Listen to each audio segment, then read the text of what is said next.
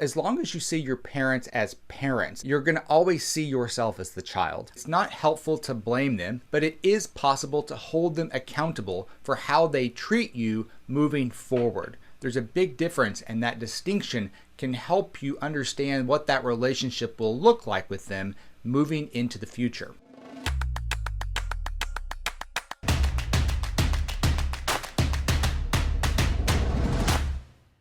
Through a 6-month major depressive episode, I realized that the mindsets that I had grown up with were no longer serving me as an adult. I needed a new lens, a new way to look at the world. I came to realize that growing up with the survivor's mindset had served me really well, because growing up in a stressful situation as a kid, being gay, having an abusive father, all of those things required that survivor's mindset.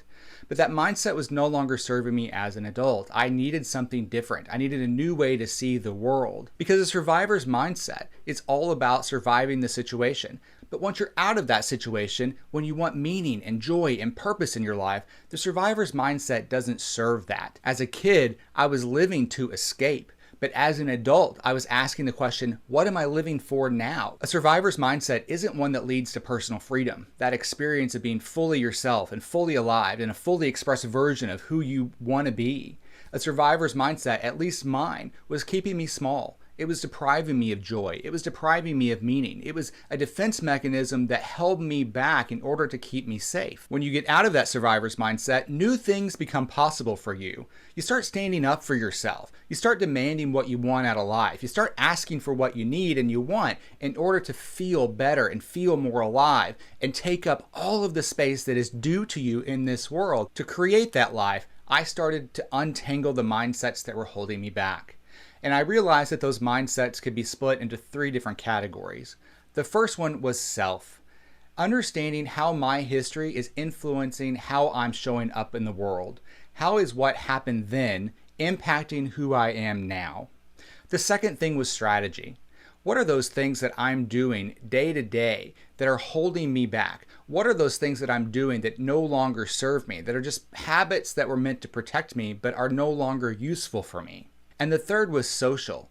How I'm impacted by other people, how I'm relating, connecting to, able to love or express my love with other people. Being with people have been scary, but how can I be with people in a way that supported me, lifted me up, made me feel safe, and allowed me to connect on that deeper level that I was craving and wanting for my life? The journey from surviving to thriving isn't a linear path. There are going to be things that come up that take you completely off the path of where you thought you were or were going. But that's the process. That's the work. And I want to encourage you to be open to getting a little bit lost. You know, in my book, I outline these 3 different categories of self, strategy, and social. I outline 12 different mindsets, and it's very clean, and it makes it look all very neat, that when you want to go from surviving to thriving, just follow this, and it's very simple. But I'll be honest with you, it's not that simple. You know, you have to organize a book in a way that makes sense to the reader, but our journeys themselves are not so simple. They're not so clean. And I just want to give you permission as you're doing this work, as you're working on yourself, to get a little messy. Allow yourself and grant yourself that permission to create a little bit of mess while you figure things out.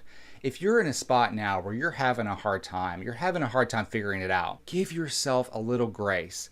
Be okay with figuring it out. You don't have to be perfect. You don't have to be on. You don't have to have it all together. Just do the best you can and keep moving yourself forward. And as you're moving yourself forward, I want you to keep in mind that this is your journey, but it doesn't have to be traveled alone. Ask people to help you. Seek out mentors. Seek out the books, the YouTube videos, the podcasts, the blogs that are going to help you figure this out. You're not meant to know it all. So look to the people that have come before you, that have been on this journey before, and glean some insights from their experience to help make your journey a little smoother. And as you're going on this journey, recognize that this journey is yours. There comes a point in our life when we have to let our parents go.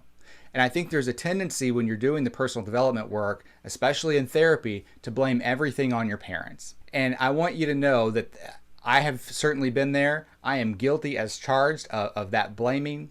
But there comes a point in our lives where we have to see our parents as human beings, because as long as you see your parents as parents, you're going to always see yourself as the child. I have found in my life that it's not helpful to blame them, even though the tendency is definitely there to want to.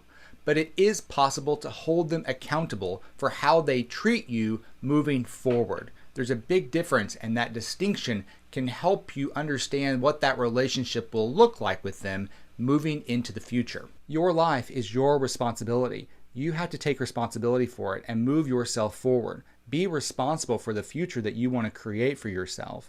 Create your life on your terms, not based on what you are expecting from someone else, even if that someone else is someone as close to you as your parents. Our journeys are going to be different, but the thing that we all have in common is that there is this big gap between the way things are and the way we want them to be. In my work, I call that tension anxiety, that gap that lives between the way things are and we want them to be. But I just want you to be mindful of that as it comes up. Just be able to sit with it and know that that's what you're experiencing. Know that it is the result of your growth. Know that it is the result of you doing the work, and just allow it to be, and I promise it'll pass. My experience doing personal development work has taught me that there is no hacking it. There's no magic pill, magic spell, special guru that's going to come in and bless you and make all of it better and make all of your burdens go away. It is work. Doing that work, it's worth it.